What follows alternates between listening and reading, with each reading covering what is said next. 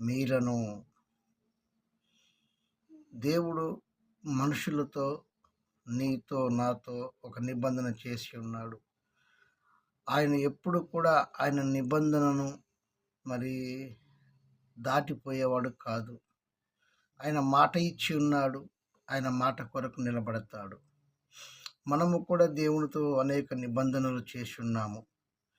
మరి మనము కూడా దేవునిని విడిపోకుండగా దేవునితో సాగిపోయేటట్టుగా ఉండాలి. ఈ 2025వ సంవత్సరం మొదటి రోజున దేవుడు నీతో ఏదో ఒక నిబంధన చేసి ఉంటాడు. ఏదో వాగ్దానం చేత దేవుడు నిన్ను దర్శించి ఉంటాడు.